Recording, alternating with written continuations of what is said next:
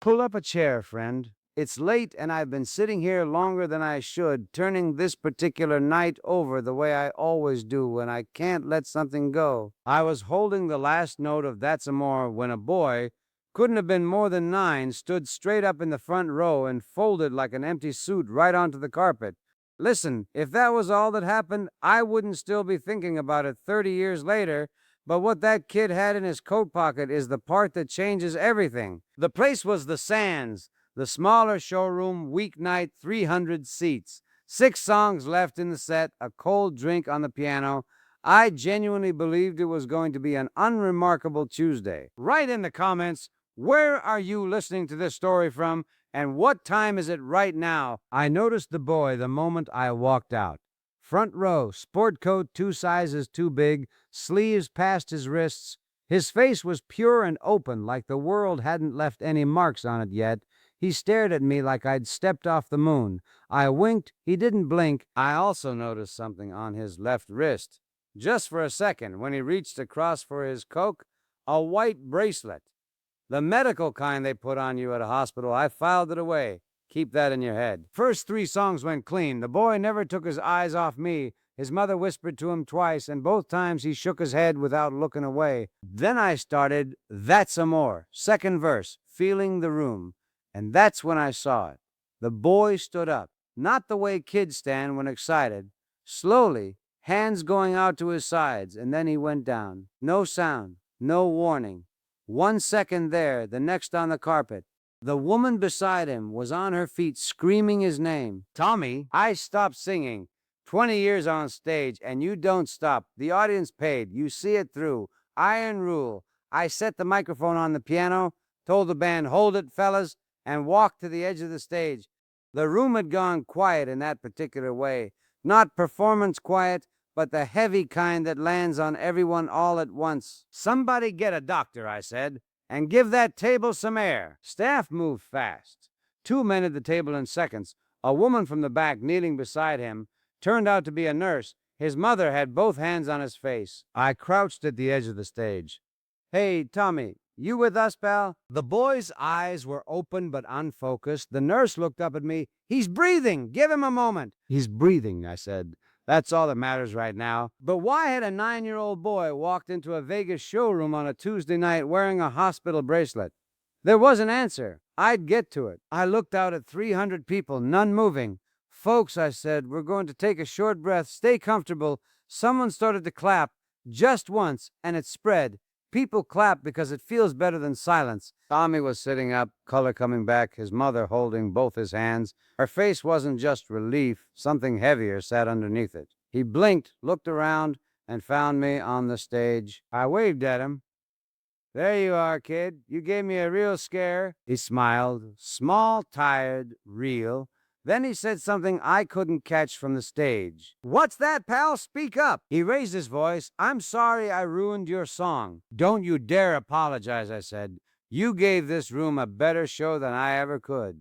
I'm just the warm-up act. That got a laugh, the real kind. Now stop for a second, because what happens next only makes sense if you know what was in that boy's coat pocket. The nurse told me Tommy was fine, hadn't eaten, got overwhelmed by the heat and the noise.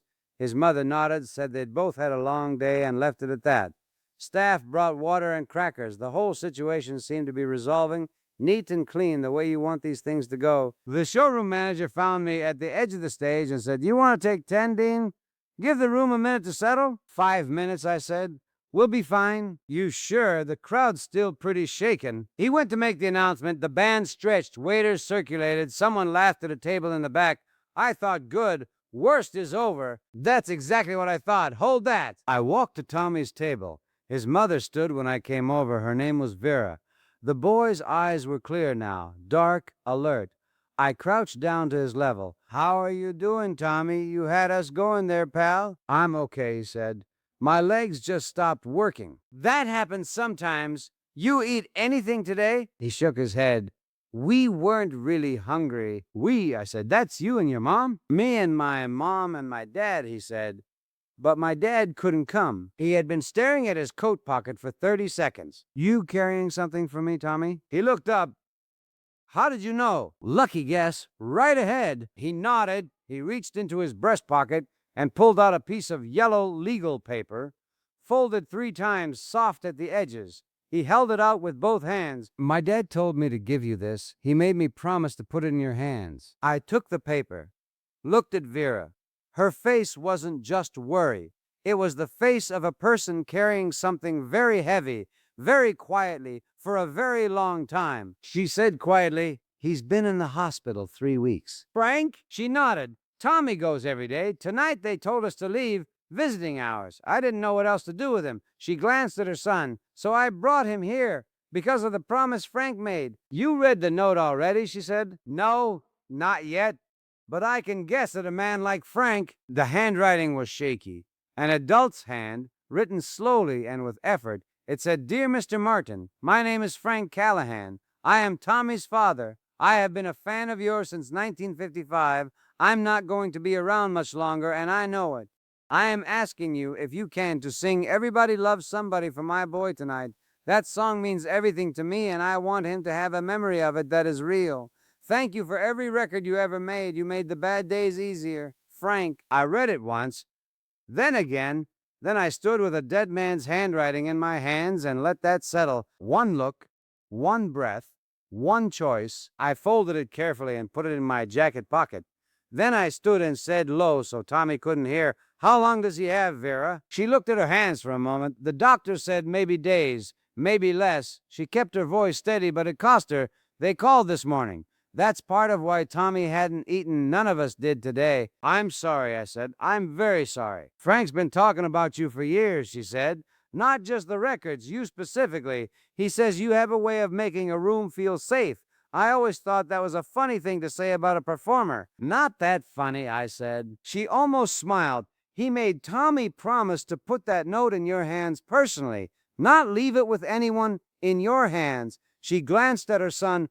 "We almost didn't come tonight. It seemed like a crazy thing to do under the circumstances." "You did right," I said. "Don't ever wonder about that." I walked back to the stage. My piano man, Eddie, materialized at my elbow.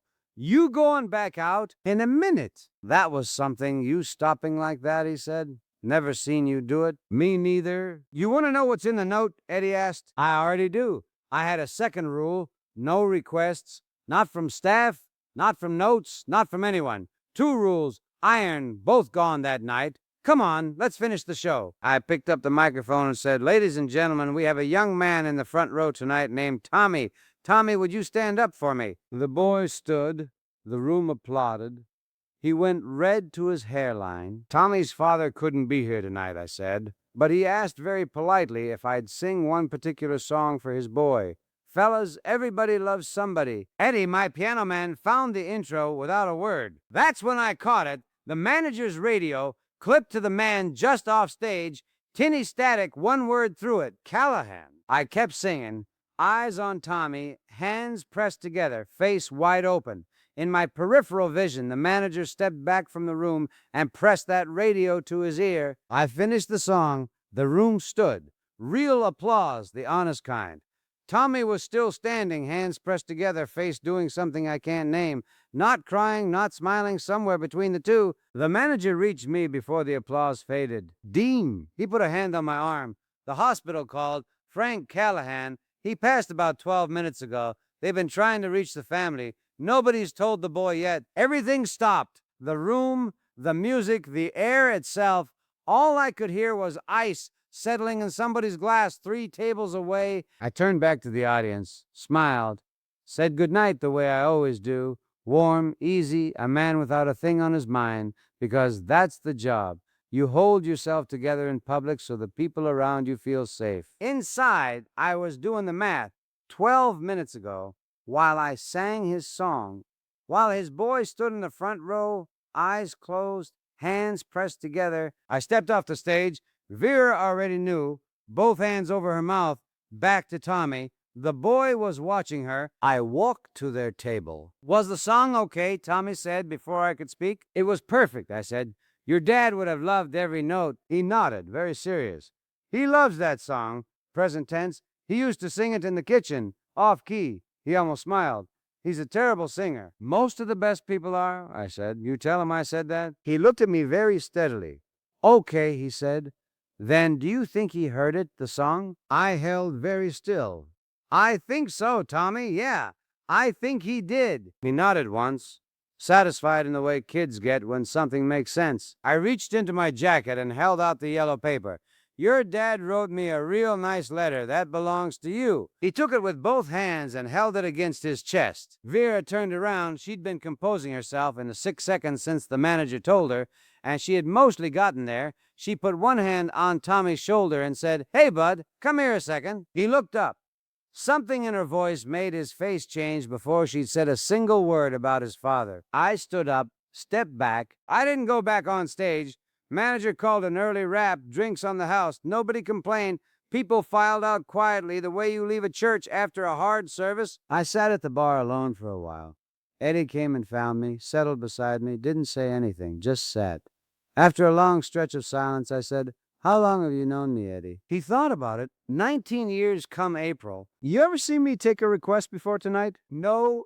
He looked at the bar. I've also never seen you stop mid-song. Not once. 2 rules in one night. You know what I noticed? He swirled his drink. When the song ended and the room stood, I watched the kid. He had his eyes closed the whole last chorus. Whole last verse, too. I know. I saw. Did he know? Eddie asked. About his father? No, I said. Not yet. But something, Eddie said.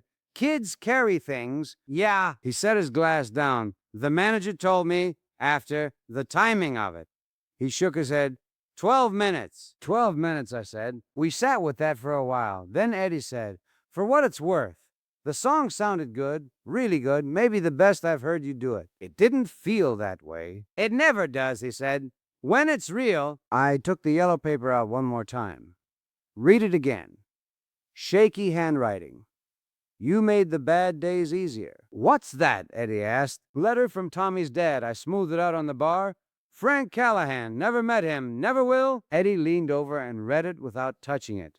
He was quiet for a long time after. He was right, you know, Eddie said finally. About what? The bad days. He looked at me sideways. You do make them easier. I didn't answer that. I folded the paper carefully and put it back in my jacket. I thought about the white bracelet on Tommy's wrist. I'd assumed it was the boy's. Vera told me later it wasn't. Frank had taken it off his own wrist the evening before and slipped it onto Tommy's hand. Told him to bring it back. He never got it back. If you got someone who could use a call tonight, make it. Don't wait for Tuesday. And if you want to hear about the night the Sands called the cops on me, that's a whole different kind of evening. Let me know in the comments.